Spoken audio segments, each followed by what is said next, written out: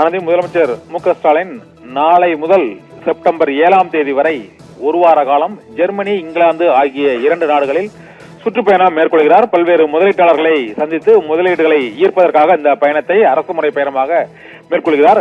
நாளை மாலை சென்னை விமான நிலையத்திலிருந்து ஜெர்மனிக்கு பயணம் செல்லும் முதலமைச்சர் மு.க.ஸ்டாலின் ஆகஸ்ட் 31ஆம் தேதி நாளை மறுதினம் ஜெர்மனியில் உள்ள அயலக அணி நிர்வாகிகளை சந்தித்து பேசுகிறார். செப்டம்பர் 1ஆம் தேதி ஜெர்மனியில் நிகழ்ச்சிகளை முடித்துக் கொண்டு லண்டனுக்கு அவர் பயணமாகிறார்.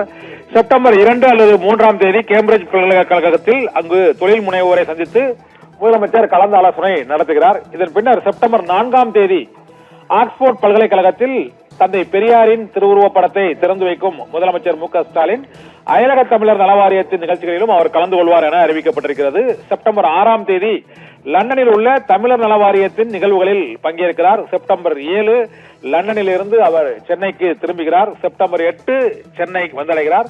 இதனால் 2 நாட்கள் ஜெர்மனியிலும் 4 நாட்கள் இங்கிலாந்தின் பல்வேறு நகரங்களிலும் அவர் பல்வேறு நிகழ்ச்சிகளில் பங்கேற்கிறார். தொழில் முனைவோர்கள் மற்றும் அங்குள்ள தமிழர்கள், அயலக நல வாரியத்தின் உறுப்பினர்கள் மற்றும் வெளிநாடு வாழ் தமிழர்கள் உள்ளிட்டோரையும் முதலமைச்சர் மு.க.ஸ்டாலின் சந்திக்கிறார். நாளை முதல் ஜெர்மனி, இங்கிலாந்துக்கு ஒரு வார காலம் பயணம் மேற்கொள்ளும் முதலமைச்சர் மு.க.ஸ்டாலின் உத்தேச பயண திட்டம் இப்போது வெளியாகி இருக்கிறது.